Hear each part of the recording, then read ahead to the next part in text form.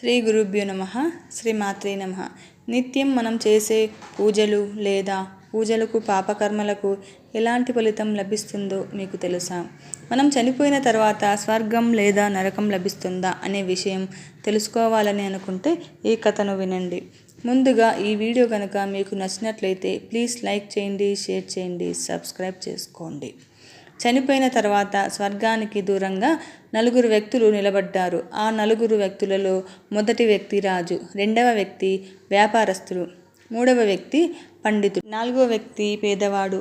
అందరూ వరుస క్రమంలో నిలబడ్డారు. కానీ వారికి స్వర్గంలో వెళ్ళే అర్హత ఎవరికి ఉందో తెలియదు. ఈ అదృష్టం ఎవరికి దక్కుతుందో అర్థం కావట్లేదు.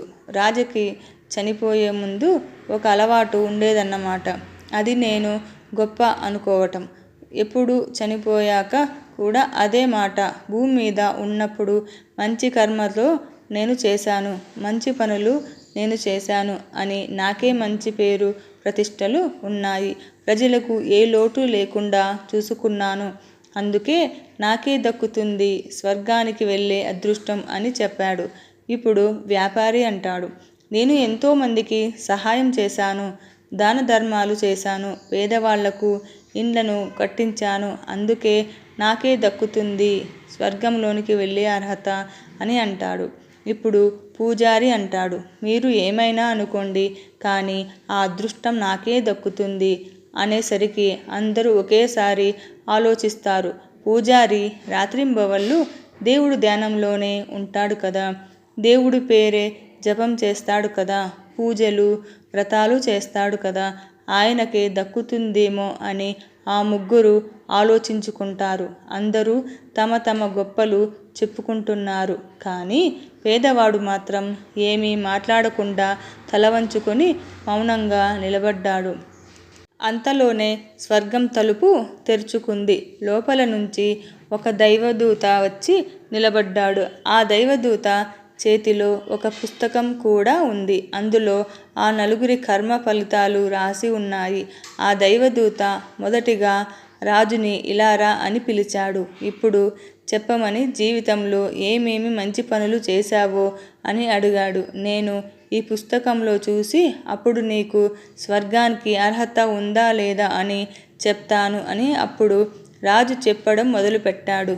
నా రాజ్యం చాలా పెద్దది. నా రాజ్యంలో ప్రజలు చాలా సుఖ సంతోషాలతో ఉండేవారు. వాళ్లకు నేను ఎప్పుడూ ఏ లోటు లేకుండా చూసుకున్నాను.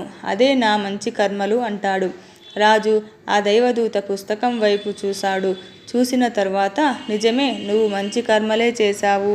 నువ్వు నీ ప్రజలను సుఖ సంతోషాలతో ఉంచావు. కానీ నీ రాజ్యంలోని ప్రజలను కాపాడటానికి ఎన్నో యుద్ధాలను చేశావు. ఆ యుద్ధంలో వేల మంది సైనికులు చనిపోయారు. ఆ సైనికుల కుటుంబాలకు దుఃఖాన్ని మిగిల్చావు. వాళ్ళు దుఃఖానికి కారణం నువ్వే అయ్యావు. అందుకే స్వర్గానికి రావడానికి నీకు హక్కు లేదు అని అంటాడు. ఆ దైవదూత ఇప్పుడు వ్యాపారస్తుని పిలిచి, దైవదూత ఇలా అడిగాడు, నువ్వు ఏమని చెప్పి కర్మలు చేశావో చెప్పు అని ప్రశ్నిస్తాడు. నేను ఎందరో అనాథలకు భోజనాలు పెట్టించాను, ఎన్నో ఆశ్రమాలకు దాన ధర్మాలు చేశాను, పేద ప్రజలకు ఇళ్లను కట్టించాను, ఇవే నా మంచి కర్మలు అని అంటాడు. అప్పుడు ఆ దైవదూత పుస్తకంలోని తొంగి చూశాడు. చూసిన తర్వాత, అవును, నువ్వు చెప్పింది నిజమే. నువ్వు దాన ధర్మాలు చేశావు. కానీ ఆ ధనాన్ని సంపాదించడానికి ఎన్నో అబద్ధాలు ఆడావు, ఎన్నో వస్తువులను కల్తీ చేశావు, ఎంతోమందిని మోసం చేసి సంపాదించావు. అందుకే నీకు కూడా స్వర్గంలోనికి ప్రవేశం లేదు అని అంటాడు. ఇప్పుడు పూజారి వంతు. తన మీద ఎంతో నమ్మకంతోటి ఎప్పుడూ దైవధ్యానం చేసేవాడిని, రాత్రింబవళ్ళు దేవుడి పేరే జపం చేసేవాడిని, ఎంతోమందికి జ్ఞానాన్ని ప్రసాదించాను, వేల పూజలు చేశాను, వేల వ్రతాలను చేశాను, ఇంతకంటే మంచి కర్మలు ఉంటాయా అని అంటాడు. ఆ తర్వాత ఆ దైవదూత పుస్తకంలోకి తొంగి చూశాడు. ఇప్పుడు పూజారితోటి ఇలా అంటాడు, ఎంతోమందికి జ్ఞానాన్ని నేర్పించావు. కానీ నువ్వే ఆ జ్ఞానాన్ని అనుసరించలేదు. పూజారి, వ్రతాలు కూడా నీ స్వార్థంతోనే పూజించావు. కానీ నిస్వార్థంగా మాత్రం పూజలు చేయలేదు. అందుకే నీకు కూడా స్వర్గానికి అర్హత లేదు అని అంటాడు. ఆ దైవదూత. పేదవాడు ఇవన్నీ మౌనంగా చూస్తూ తనలోనే తానే భయపడుతూ ఉంటాడు. వీళ్ళందరూ ఎంతో గొప్ప పనులు చేశారు అనుకున్నాను, కానీ వాళ్ళకి స్వర్గంలోనికి వెళ్ళటానికి అర్హత లేదు. భూమి మీద మనుషులు తనలో తానే మేము దానాలు, ధర్మాలు, మంచి కర్మలు చేశామనుకుంటారు. కానీ ఇవన్నీ స్వర్గ ద్వారం ముందు దానికి ఏ మూల్యం లేదని ఇక్కడికి వచ్చాక కానీ అర్థమైంది. దైవదూత పేదవాడిని ఇట్టురా అని పిలిచాడు. ఇప్పుడు నువ్వు చెప్పు, ఏం మంచి కర్మలు చేశావో. పేదవాడు చెప్పడం మొదలుపెట్టాడు. ప్రభూ, నేను భూమి మీద ఉన్నన్ని రోజులు ఏ మంచి పనులు చేయలేదు. స్వర్గానికి ఎలాగో నేను అర్హుణ్ణి కాదు, కానీ ఒకసారి స్వర్గం ఎలా ఉంటుందో చూడాలని ఉంది ప్రభు. ఇంతకంటే నాకు ఈ కోరిక ఏమీ లేదు. స్వర్గంలో ఉండే అదృష్టం ఎలాగో నాకు లేదు. ఎందుకంటే ఎలాంటి మంచి కర్మలు నేను చేయలేదు. కాయ కష్టం చేసుకొని బతికాను.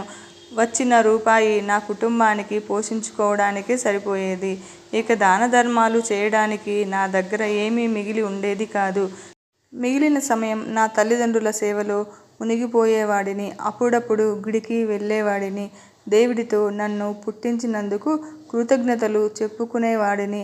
అంతకంటే ఎక్కువ నేనేం పూజలు చేయలేదు, ఏం వ్రతాలు చేయలేదు, ఏ దాన ధర్మాలు చేయలేదు అని అంటాడు. ఆ దైవదూత పుస్తకంలోకి పరిశీలనగా చూశాడు. ఆ తర్వాత పేదవాడితో ఇలా అడిగాడు.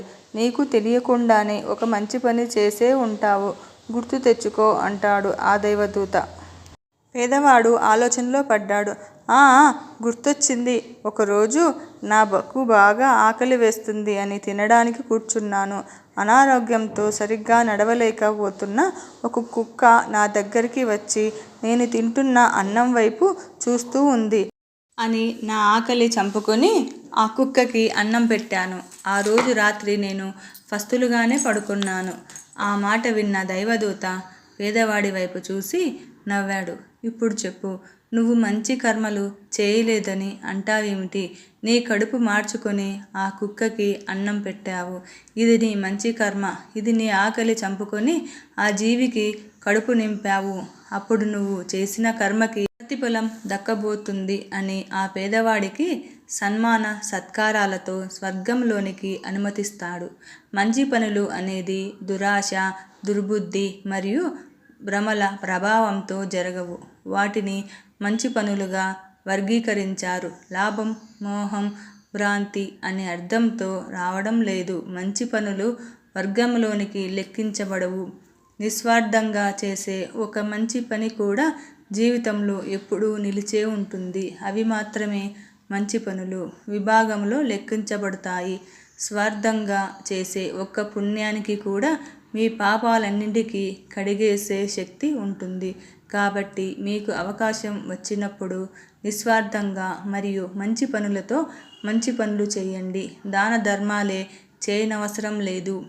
లేదా ఆకలిగా ఉన్న ఒక్క ప్రాణికైనా అన్నం పెడితే చాలు, అదే మనం మంచి కర్మగా నిలిచిపోతుంది. ఈ వీడియో కనుక మీకు నచ్చినట్లయితే ప్లీజ్ లైక్ చేయండి, షేర్ చేయండి, మా ఛానల్ను సపోర్ట్ చేయండి. Thank you friends.